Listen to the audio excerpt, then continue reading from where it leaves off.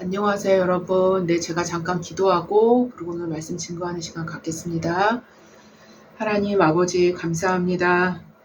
하나님 오늘도 우리에게 주의 말씀을 주시고 또 주의 말씀을 들을 수 있도록 주님 함께하여 주심을 감사드립니다. 하나님 이 온 세상이 또 새로운 국면에 접어드는 하나님 그러한 시대를 우리가 살아가고 있습니다.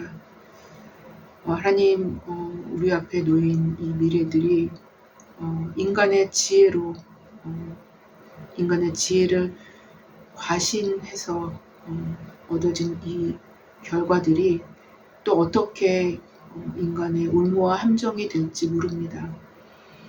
하나님 이 시대 가운데 하나님 우리를 만드신 그 창조주 앞에 온전히 견고한 닻을 내릴 수 있도록 도와주시고 하나님 그리고 우리를 구원하신 그 구세주께 온전히 그와 함께 거하며 그 안에 거할 수 있는 그리스도 안에 거할 수 있는 하나님 그러한 우리가 되게 하여 주시사 하나님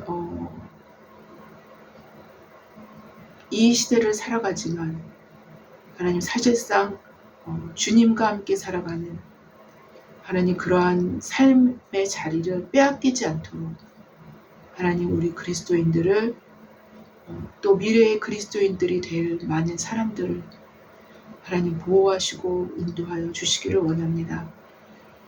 하나님 우리와 함께하여 주시옵소서.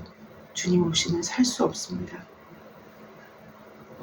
주님 없이는 살 수 없게끔 하나님 우리가 창조되었음을 하나님 압니다. 하나님 그 하나님과 동행하며 동거하며 나아갈 수 있는 우리가 되게 하여 주시고 또 하나님 그 하나님께서 우리에게 주신 주님의 말씀 주님 자신인 이 말씀을 하나님 우리가 오늘도 듣고자 합니다. 하나님 말씀은 주님 것이오매 주님께서 친히 증거하여 주시고 모든 듣는 사람들의 마음판에 주님께서 친히 말씀하여 주시기를 원합니다. 주님 감사합니다. 들을 수 있는 귀를 주시고 깨달을 수 있는 마음을 허락하여 주시옵소서. 감사하며 예수님의 이름으로 기도했습니다. 아멘. 네, 오늘도 제가 로마서 말씀을 들고 섰습니다. 네, 그래서 오늘은 로마서 저번 주 본문에 이어서 했습니다. 그래서 로마서 3장 13절부터 18절까지를 제가 본문으로 잡았어요. 네, 그리고 소제목은요, 물론 로마서 본론이지만 소제목은 죄인으로서의 모든 인류, 네, 두 번째 시간을 갖겠습니다. 네, 그래서 로마서 3장 13절부터 18절까지 제가 한번 봉독해 보겠습니다. 네, 그들의 목구멍은 열린 무덤이요 그 혀로는 속임을 일삼으며 그 입술에는 독사의 독이 있고 그 입에는 저주와 악독이 가득하고 그 발은 피 흘리는데 빠른지라 파멸과 고생이 그 길에 있어 평강의 길을 알지 못하였고 그들의 눈앞에 하나님을 두려워함이 없느니라 함과 같으니라.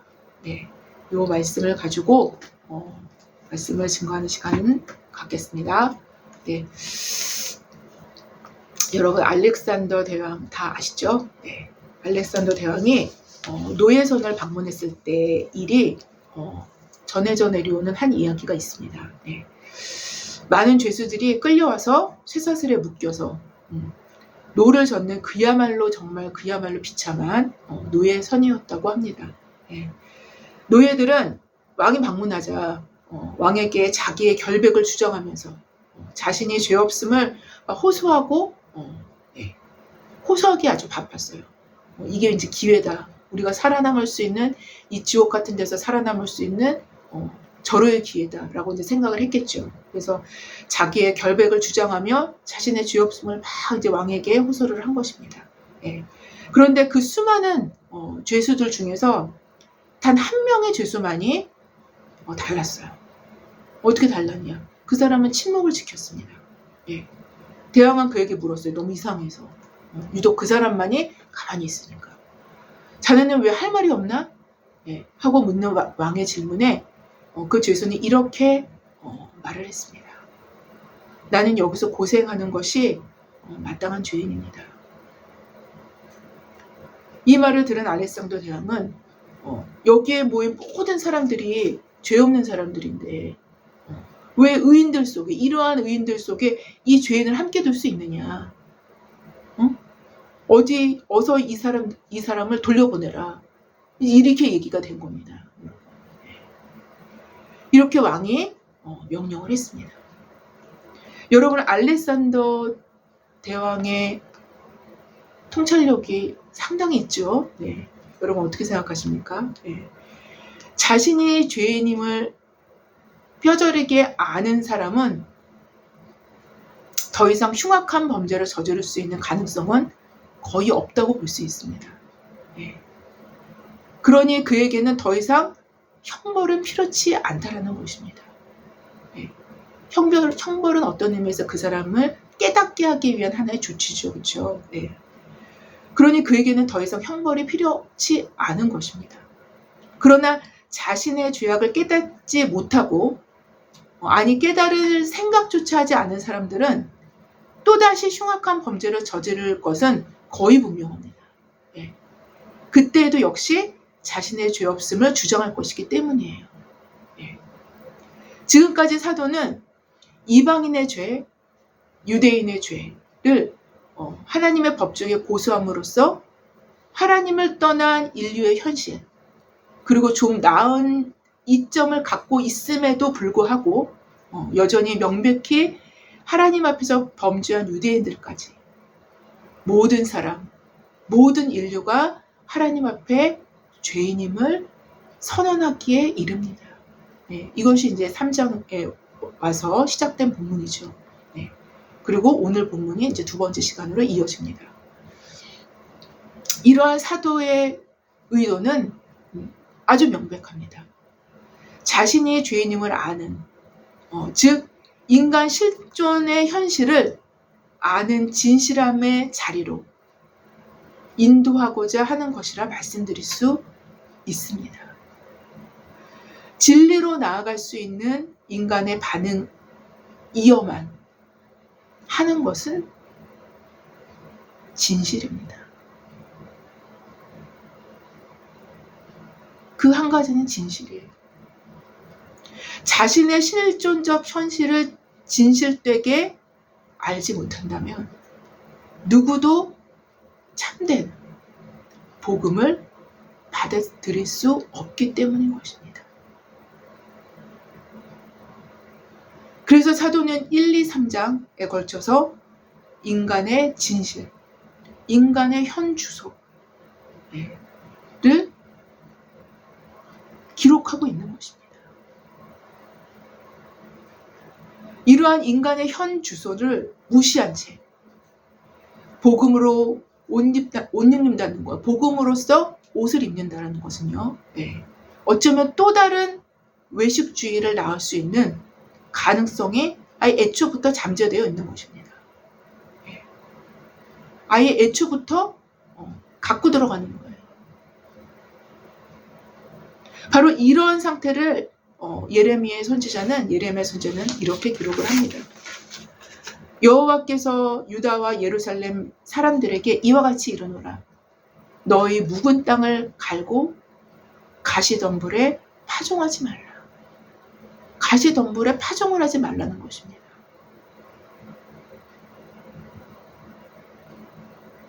가시덤불에 파종해봤자 소용이 없다라는 거예요.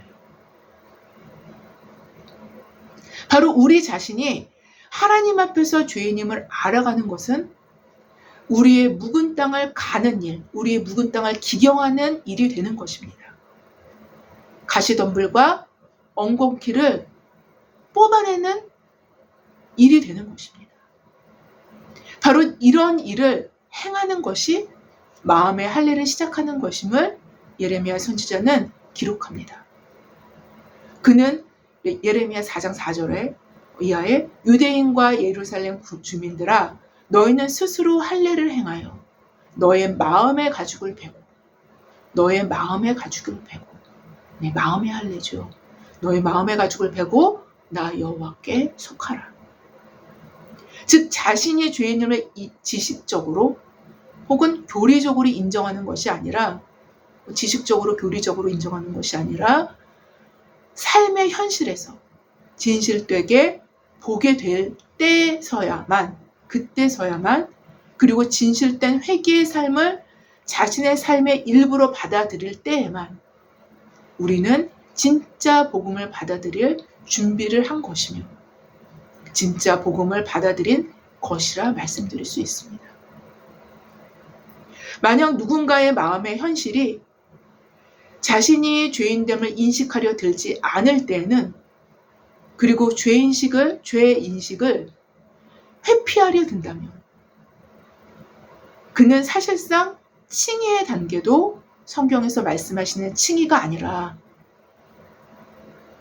죄를 인정하고 싶지 않은 노예선의 많은 죄수들과도 동일한 상태에서의 스스로 의롭다 생각하는 그것 외에는 아무것도 아니라는 것입니다.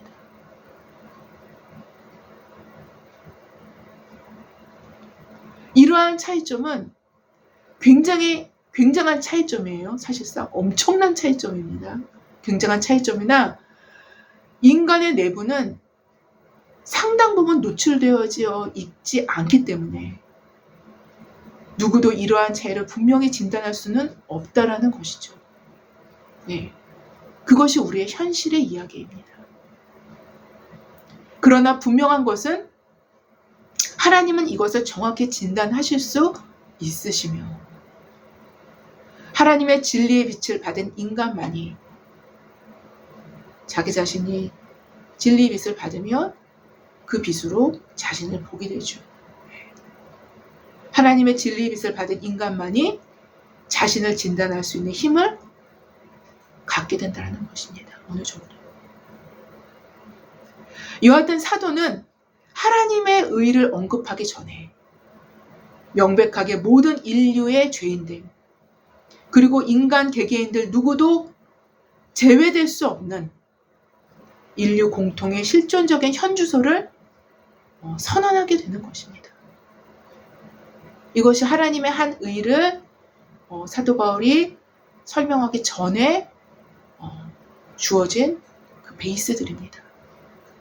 즉 이 말은 죄인됨의 인식이 먼저이고 하나님의 한 의, 즉 복음이 죄인됨의 인식 다음에 등장하는 순서를 밟는다라는 것은 아주 명백한 사실임을 우리가 성경을 통해서 확인할 수 있어요. 따라서 복음은 항상 인간의 겸손한 마음과 낮은 마음으로 흐르기 마련입니다. 왜냐하면 하나님은 이러한 자들을 구원하시기를 기뻐하신다는 것이죠. 예수님조차도 우리에게 복음을 주시기 위해서 낮은 곳으로 임하셨고 겸손히 죽기까지 순종하심으로 복음이 되어주신 것입니다. 그분 자체가 복음이 되어주신 거예요. 복음은 우리로 완전한 의인이 되게 하면서도 완전한 죄인으로서의 현실을 보게 하는 눈을 잊지 않게 합니다. 여러분, 복음은 상당히 역설적입니다. 어쩌면 우리의 죄인됨은 의인으로서의 신분이, 그러니까 의인으로서의 상태, 의인으로서의 신분이 전적인 하나님의 은혜임을 항상 인식하게끔 하는 겸손으로 우리를 이끕니다. 이러한 죄인으로서의 현실적인 인식이 없이, 이러한 것이 없이는 어느 인간도 교만의 늪에서 벗어날 수 없을 것입니다. 이처럼 그리스도교의 칭의는 오히려 인간의 실존적 현주소를 직시할 수 있는 은혜스러운 하나님의 렌즈가 되게 해주기 때문입니다. 그러나 만약 누군가가 인식하는 누군가가 인식하는 그 칭의에 대한 인식이 스스로에게 죄를 손쉽게 지을 수 있게 하는 하나의 허용된 특권처럼 생각한다면 그는 칭의를 주신 자의 의도를 완전히 뒤집어서 왜곡된 방향으로 뒤틀려진 채 사용하는 것이라고 말씀드릴 수 있어요.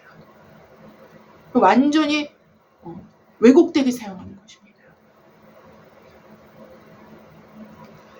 이런 식의 칭의를 받아들이는 자들은 결론적으로 말씀드린다면 자기 자신과 이웃에게 죄의 문을 활짝 열어놓으면서도 이것이 인가받은 합법이냐 생각하는 무서운 함정에 빠질 수 있다는 것입니다.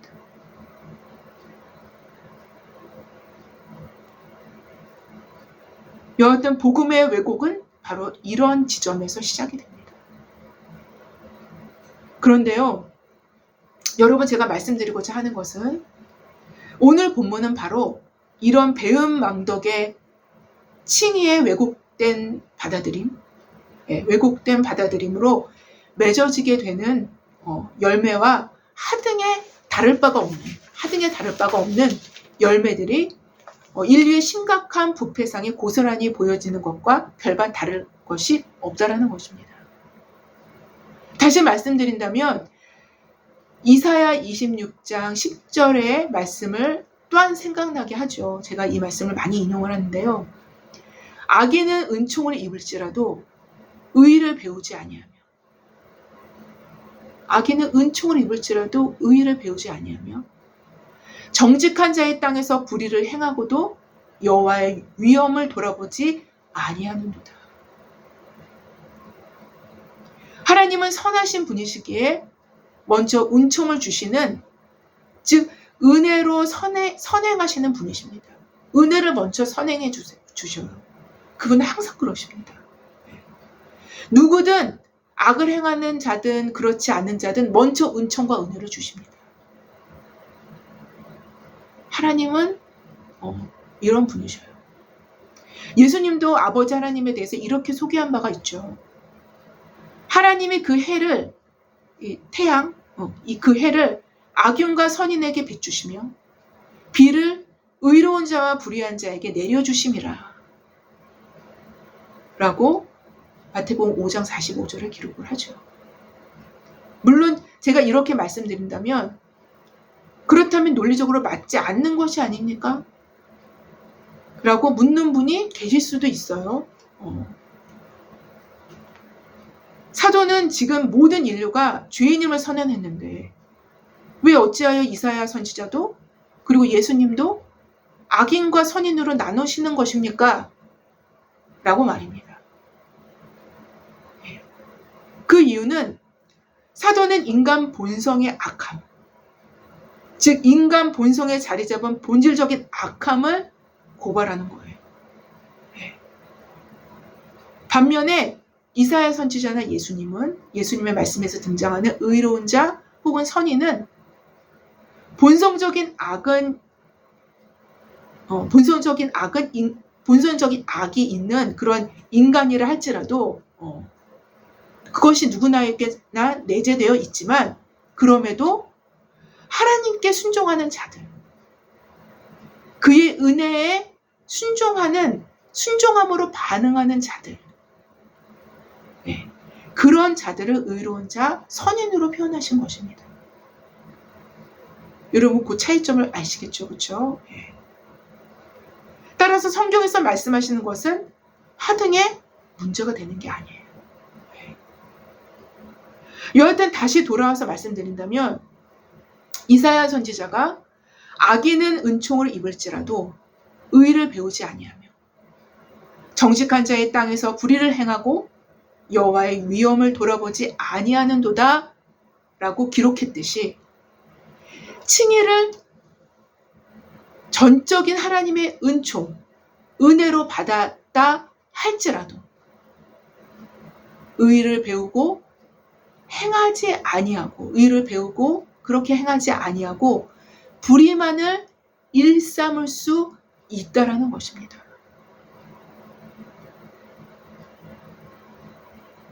바로 이런 일은 여호와의 위엄을 돌아보지 않는 일이 되어지는 것인데 정확히 오늘 본문 맨 마지막 구절인 18절 이하에서도 동일한 결론을 내리고 있음을 우리는 볼 수 있어요. 뭐라고 기록되어 있어요? 그들의 눈앞에 하나님을 두려워함이 없느니라 함과 같으니라 라고 기록하고 있기 때문인 거예요. 이건 거의 동일한 말입니다. 하나님의 위엄을 돌아보지 아니하는 것과 하나님을 두려워함이 없는 것과는 동일한 말이나 마찬가지입니다. 즉 칼빈은 이에 대해서 이렇게 기록하죠. 모든 악이 하나님을 무시하는 것에서부터 나온다 라고 기록하면서 그는 덧붙이기를 그래서 지혜의 근본은 하나님을 경외하는 것에 있음을 칼빈은 언급합니다. 더 나아가서 이에 대해서 성경에서 잠언 8장 13절에는 그렇다면 하나님을 경외하는 것은 무엇인가가 기록이 되어 있죠. 여호와를 경외하는 것은 악을 미워하는 것이라. 나는 교만과 거만과 악한 행실과 패역한 입을 미워하느니라. 여기서 나는 누구예요? 하나님을 말씀하시는 거죠.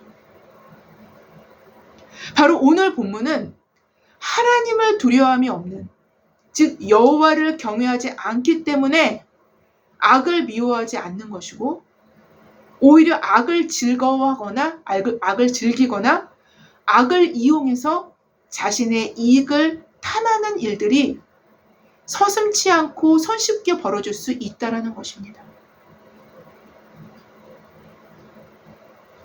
하나님의 은총, 하나님의 은총은 우리 입장에서 뭘까요? 칭이겠죠. 하나님의 은총을 받았다 할지라도 의를 배우고 행하지 아니하고 불의만을 일삼을 수 있다는 것입니다.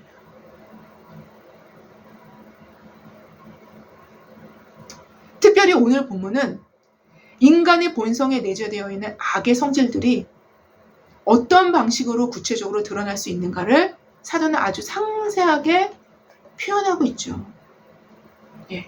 13절은 인간의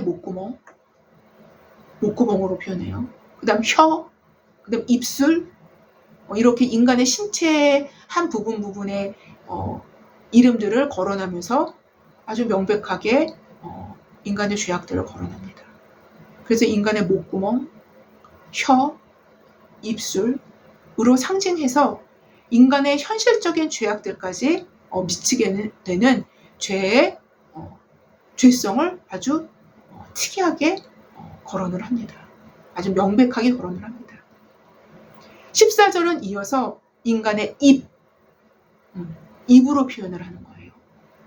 네, 그래서 13절, 14절은 인간의 말, 독을 품는 말들에 대해서 표현을 합니다. 이 말로 사람을 죽일 수 있는 거죠. 15절은 인간의 발로 각각 상징화해서 다루고 있게 됩니다. 이거는 인간의 말에 더해지는 행위를 얘기를 하는 거예요. 행동. 그래서 피 흘리기에 빠르다라는 거는 인간을 죽일 수 있는 그런 어떤 모략과 계략, 모든 것들을 다 포함한 행위들을 얘기하는 겁니다. 본문 16절은 파멸과 고생이라는 의미는 종국적이고 결론적인 파국을 의미하는 파멸과 애곡과 비참이라는 의미를 갖는 고생이라는 용어로 표현하고 있습니다. 그리고 17절은 평강의 길을 알지 못하였다고 기록을 하죠. 16절은 파멸과 고생이 그 길에 있어 17절은 평강의 길을 알지 못하였고 라고 기록을 하고 있죠. 그렇죠? 네. 평강의 길을 알지 못한다 라고 말씀하시는 것은 인간 내면의 평강의 유무로 평강이 있느냐 평강이 없느냐로 우리는 우리의 현재의 상황이 어떠하든 하나님의 함께하심의 척도를 확인할 수 있는 근거가 바로 평강이었음을 우리는 이전 본문에서도 확인한 바가 있어요. 여러분 기억나시죠? 네, 평강. 로마서 2장 10절 기억나시죠? 왜냐하면 예수님 자신이 살렘 왕이요. 곧 평강의 왕이심을 히브리서 7장 2절에 기록하고 있기 때문입니다. 그분 자신은 평강의 왕이에요. 그분으로 말미암아서 평강이 주어지는 것입니다. 여기서 예수님 자신이 살렘 왕이요 곧 평강의 왕이심을 히브리서에 기록을 했는데요. 여기서 살렘은 평강 혹은 완전이라는 의미를 갖고 있는 히브리어로 예루살렘의 어떤 약칭이 되기도 합니다. 네. 원래 예루살렘은 옛날 고어로는 살렘이었어요. 그래서 평강이라는 의미를 지녔었습니다. 네. 즉 평강의 근원이 되신 왕이 되신 분이 그 삶에 함께 하신다라는 것은 그 길이 지금은 어려워 보여도 보장을 받는 하나님께서 함께 하시는 길임을 명백한 내면의 표징이 되어지기 때문인 거예요. 지금 현실은 어려워도 그 마음에 평강이 항상 자리 잡고 있잖아요. 그럼 그건 보장된 길입니다. 왜냐하면 평강의 왕이신 하나님께서 그 내면에 계신다라는 것을 명백하게 입증해 주는 거예요. 바로 그 내면의 표징으로서의 평강이기 때문인 거예요. 하나님 나라의 내적 표징의 한계도 평강이었죠. 의와 평강과 희락이라. 의, 평강, 희락이지 않습니까? 그 중에서 평강이 들어갑니다.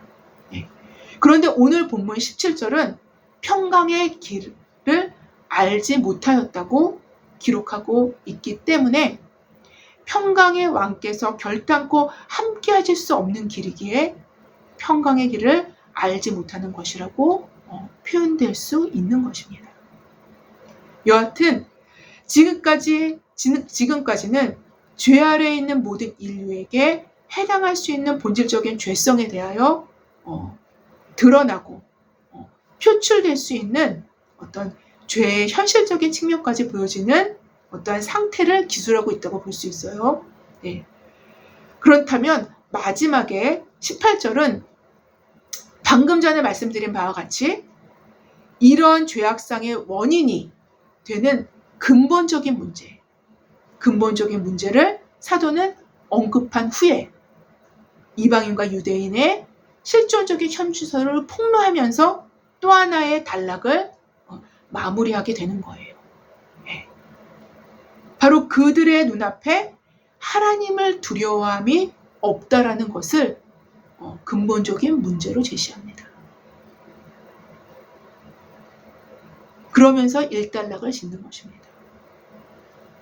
여러분 이 본문이 구약의 본문입니까?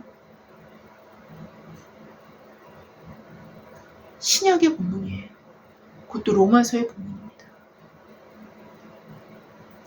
그렇다면 여러분 하나님을 두려워함이 없는 즉 경외함이 없는 문제점을 갖고 있는 자들을 향해서 더욱 하나님을 두려워함이 없도록 유도하기 위해서 주님께서 십자가에 달리셔서 칭의를 이루셨을까요?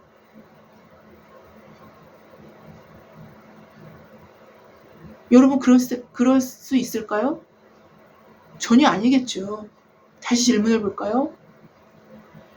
하나님을 두려움이 없는 즉 경외함이 없는 문제점을 갖고 있는 자들을 향해서 지금까지 걸어놓은 사람들이 유대인의 죄, 이방인의 죄들이 다 결국에 이 문제였지 않습니까? 네. 이러한 문제점을 갖고 있는 자들을 향해서 더욱 하나님을 두려움이 없도록 유도하기 위해서 주님께서 십자가에 달리셔서 칭의를 이루셨냐 이겁니다.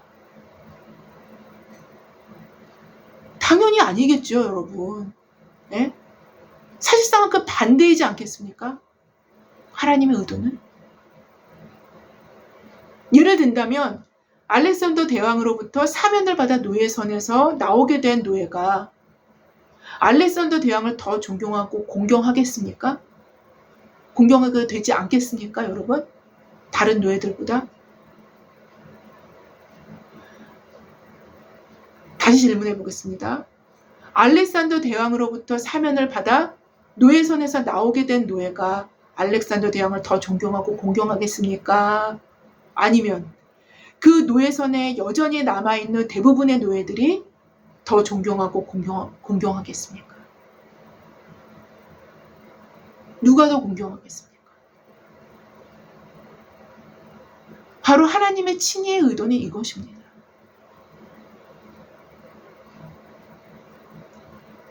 당연히 사면받은 노예일 것입니다. 그 상황에서 사면받은 노예라면 알렉산더 대왕을 더 존경하고 공경하게 되지 않을 노예가 어디 있겠습니까? 오히려 왕의 은혜는 인간을 방자하게 만드는 것이 아니라 인간을 숙연하게 할 것입니다. 그리고 그 은혜를 조금이라도 갚는 마음으로 살아간다면 그는 일반 사람들보다 더 선하게 살아가려고 노력하게 되지 않겠습니까?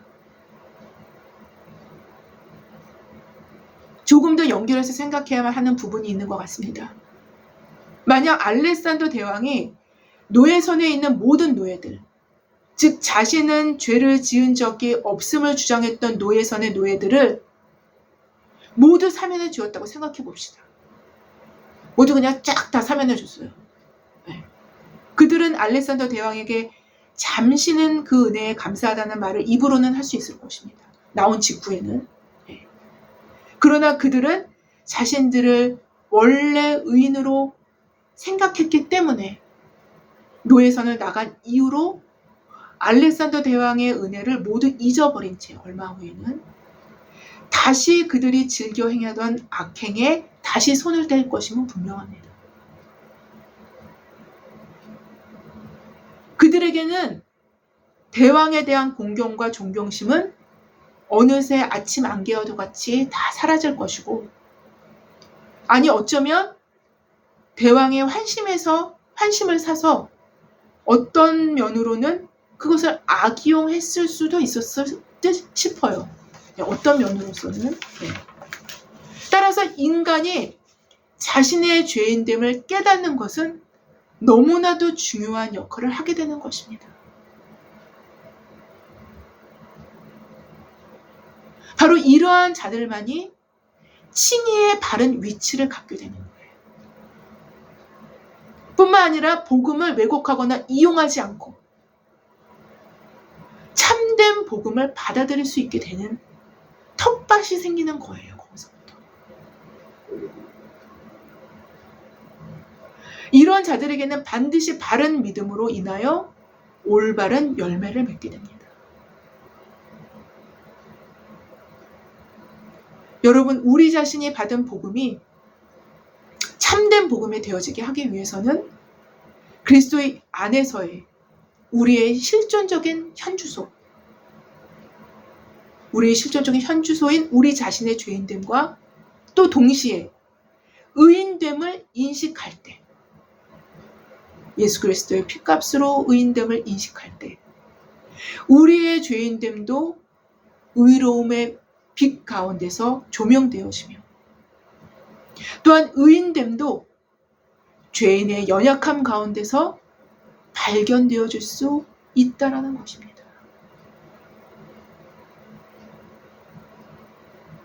우리는 그리스도 안에 잇대어 있는 우리는 그리스도 안에서 잇대어 있는 의인들인 것입니다.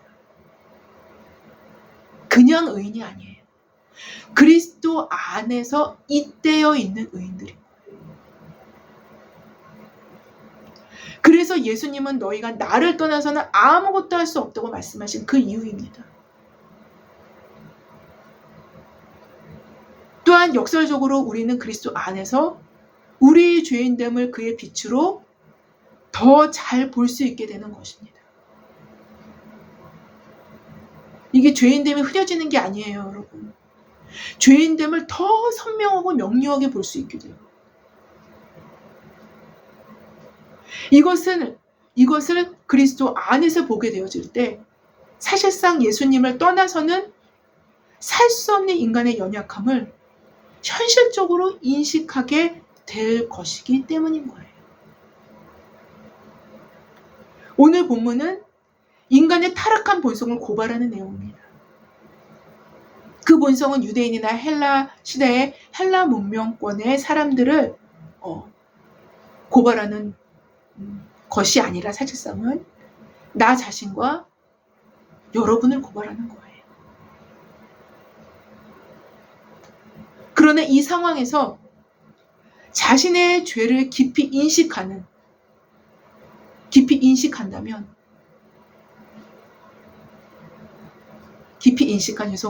자신의 죄를 깊이 인식한 사면받은 노예가 될지, 노예선 안에 의인들이 될 것인지는 미래의 삶에서 우리 자신이 선택해야 될 문제라는 거예요. 여러분과 저의 선택인 거예요. 사면받은 노예가 될지, 노예선 안에 의인들이 될지.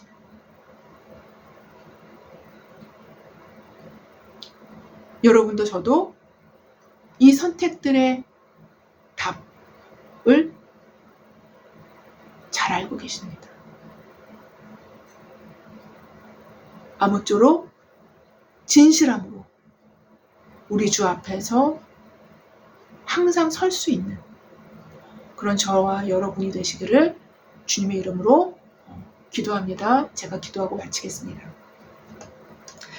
하나님 감사합니다.